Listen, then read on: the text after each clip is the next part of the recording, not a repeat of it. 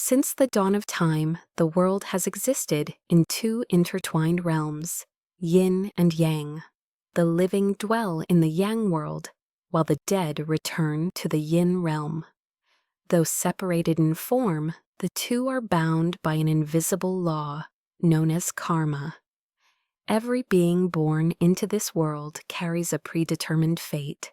Fortune and calamity do not arrive by chance. They unfold according to causes planted long before one becomes aware of them. Ordinary people see only the surface of life. They believe wealth and poverty, life and death are ruled by luck. But to those who walk the path between yin and yang, destiny leaves traces. Nothing happens without reason. Within the hidden circles of geomancers and yin-yang practitioners, there exists a legend that is never spoken of in front of common folk, a secret bound by fear rather than superstition. It is known as Heaven's Roll Call, a ritual said to determine who is destined to fall within the coming year. According to ancient lore, on the first day of the Lunar New Year, when the old year fades and the new one is born, at the exact moment the Mao hour arrives, the Yama King opens, the ledger of life and death. This ledger does not record the names of the dead, but the names of those whose deaths have already been decided.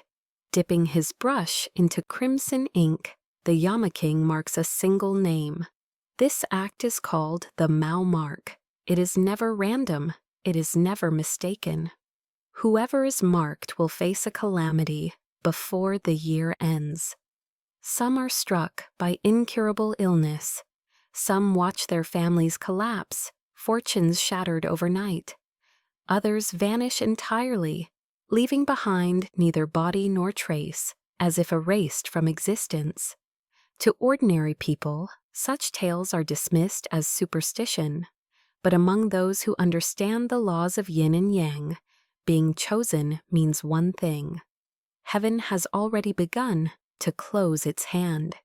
From the moment a name appears in the ledger, fate starts to crumble, and no ordinary means can stop it. That year, when heaven carried out its will, the Yama King lowered his brush.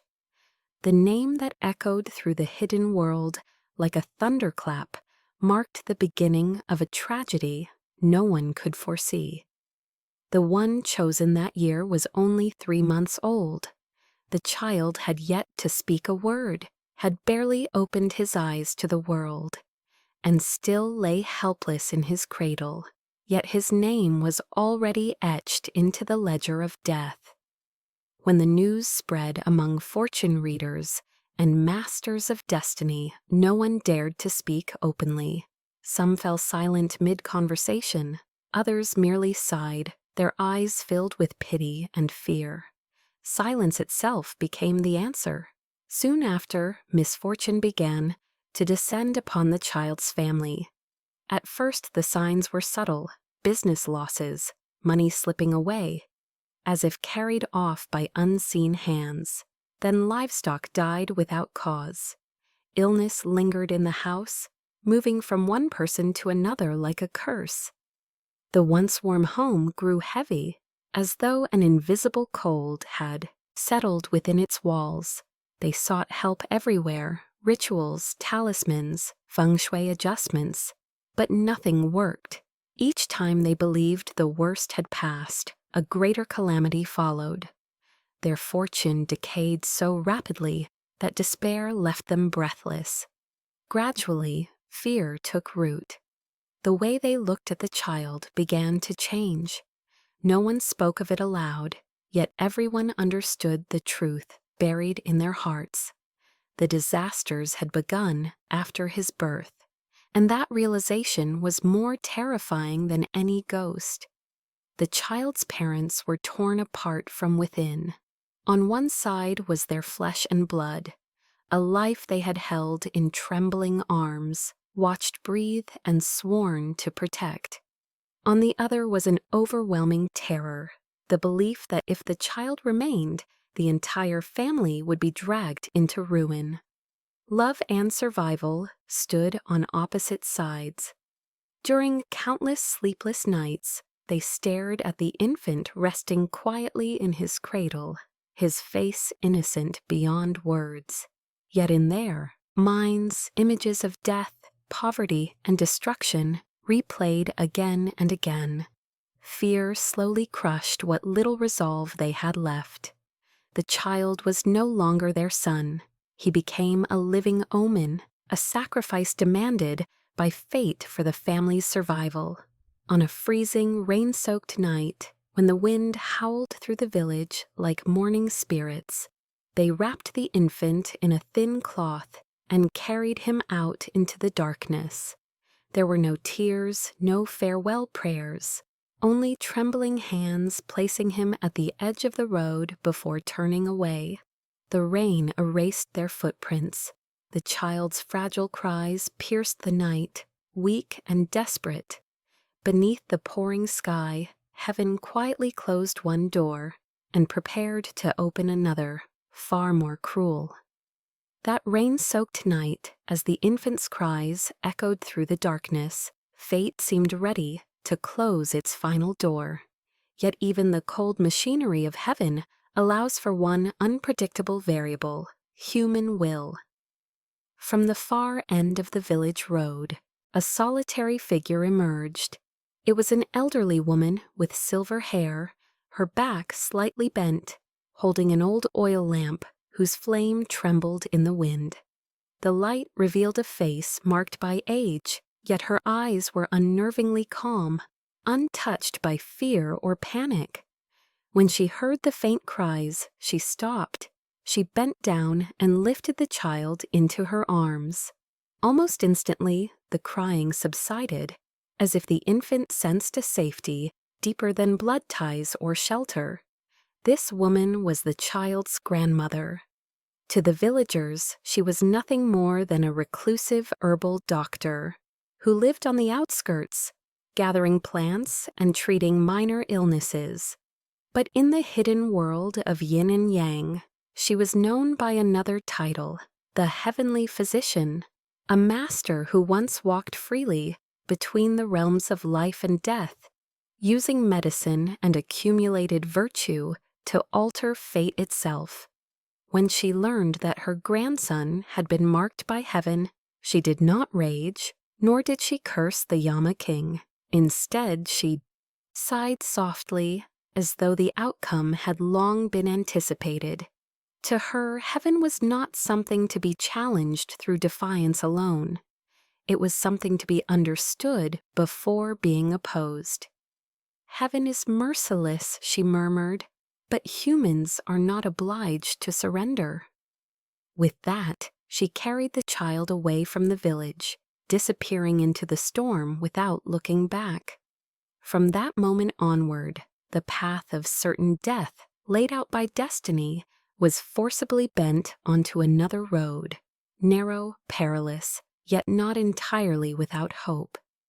At her ancient herbal shop in West River's Old Quarter, the Heavenly Physician carefully examined the child's fate for the first time. She laid out her compass, unfolded the destiny charts, and calculated the child's 8 characters: hour, day, month, and year of birth. With every mark she made, her expression grew heavier.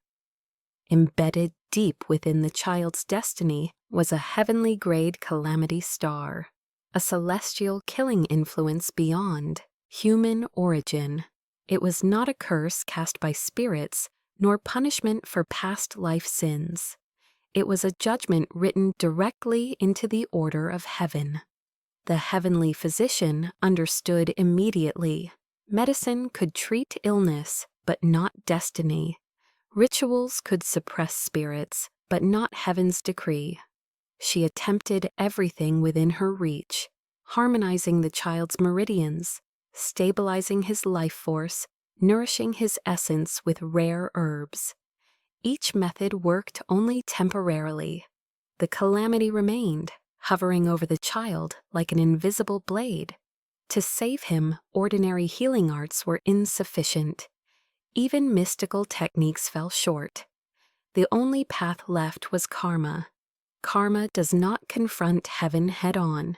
Instead, it flows through the cracks of destiny, exploiting the balance between cause and effect. Yet borrowing karma is forbidden for a reason. Every fragment taken must eventually be repaid, often with devastating interest. The heavenly physician knew this well, but knowledge did not change the reality before her. After days and nights of contemplation, the heavenly physician reached a conclusion that even she hesitated to accept. She would borrow karma from others to suppress the child's fate. She understood that the heavier a destiny, the greater the karmic force required to counterbalance it. Even with her lifetime of accumulated merit, she could not shoulder the entire burden alone. To tear the child from death's grasp, his fate had to be anchored to the mortal world itself. Thus, she devised a system of destiny-binding covenants, agreements not forged by affection, but by karma and exchange. She publicly announced that she would arrange marriage contracts for the child. Any family willing to sign such a covenant would receive a tremendous reward. She would personally realign their feng shui, cleanse their meridians, and reverse years of misfortune. The news spread rapidly. People flooded her herbal shop, some desperate to change their fate, others driven purely by greed. Some saw the pact as salvation, others as a calculated gamble, using their children's futures as stakes. Before the heavenly physician, human nature revealed itself without disguise. In the end, she selected only a handful of ordinary families, neither excessively wealthy nor destitute, and free from heavy karmic stains. The covenants were signed not merely with ink, but with karma and destiny itself. From that moment onward, the child's life no longer belonged solely to him. The heavenly physician was painfully aware that what she had done was not true salvation, but a wager against heaven. Should these covenants ever be broken, all borrowed karma would collapse at once, striking back with merciless force. Yet despite knowing the inevitable price, she chose to proceed. For to her, accepting a death decreed by fate was far more terrifying than defying heaven for a single chance at survival. The agreements signed inside the ancient herbal shop were unlike any contract of the mortal world. There were no matchmakers, no betrothal gifts, and no vows of love. On the old wooden table lay only thin sheets of marriage documents, a brush dipped in dark ink, and an elderly woman whose calm gaze carried an unsettling weight. Every family summoned was told the same truth. These were not unions of affection, but covenants of life and death. When the brush touched the paper, it was not merely names that were recorded. A fragment of each family's karma was bound to the document. The marriage contract was only the outward form. The true binding was karmic. From that moment onward, the child's fate became interwoven with theirs, impossible to separate without consequence. The true meaning of these covenants lay not in whether the marriages would ever be fulfilled, but in the human karmic presence each agreement carried. That presence served as a veil over heavenly scrutiny, forming a barrier of cause and effect that prevented heaven from directly claiming the child's life. The child was no longer a solitary existence, facing heaven's judgment alone. Instead, he became the intersection of multiple karmic threads. Heaven might be ruthless, but it must maintain balance. When too many causes and effects converge upon a single life, even the celestial order must hesitate before severing it. Yet this protection was never meant to last forever. The heavenly physician established a single condition to sustain the child's life. When he reached the age of 18, the covenants would fully mature. At that moment, fate would demand an answer. If at least one family honored their vow, the karmic balance would remain intact, and the child would survive. If every family broke their covenant, the karmic barrier would collapse instantly, and death would return without restraint. Thus, the covenants preserved life, while simultaneously hanging it over an abyss for 18 long years. No act of defying heaven comes without cost. From the moment the covenants were sealed, the heavenly physician's lifetime of accumulated merit began to erode piece by piece. Each time she obscured heavenly insight, each time she diverted a minor calamity from the child, she paid with her own vitality. Her hair turned whiter, her body frailer, yet regret never crossed her mind. The child grew under this borrowed protection, but his life was never truly free. He did not suffer grave illness, yet his body was weaker than most. He avoided catastrophic disasters, but small misfortunes followed him relentlessly. Such was the consequence of living on karmic debt. He lived, but not by virtue of his own fate. His future depended entirely on the choices of others, people he might never meet, never speak to, yet who held his life in their hands. A single act of betrayal, a moment of fear, or a selfish retreat could unravel everything. It was here that tragedy truly took root. Not a tragedy authored by heaven, but one born from human hearts. When fear and self-interest outweigh loyalty, promises become fragile, and a life bound to too many karmic threads is destined to face betrayal sooner or later. The heavenly physician understood this better than anyone, yet she still chose this path, for in her eyes, dying at birth was far crueler than living long enough to face tragedy. The child's fate was never destroyed, it was merely delayed. Heaven's will did not vanish, it stepped back, waiting patiently for the moment when all borrowed karma would come due. The 18 years granted were not a gift, but a deferred sentence for a life that should have ended at birth. When that moment arrived, every karmic debt would be collected at once. What had been borrowed from the mortal world would be returned in full, without mercy. By then, there would be no heavenly physician left to stand between the child and heaven's judgment. Only then would the true journey of defying heaven begin. The child, now grown, would be forced to confront the truth of his destiny, the covenants and the people who once held his life in their hands. Ahead lay not only survival or death, but betrayal, awakening, and a price he would have to pay himself. The tragedy had not ended, it had only just begun.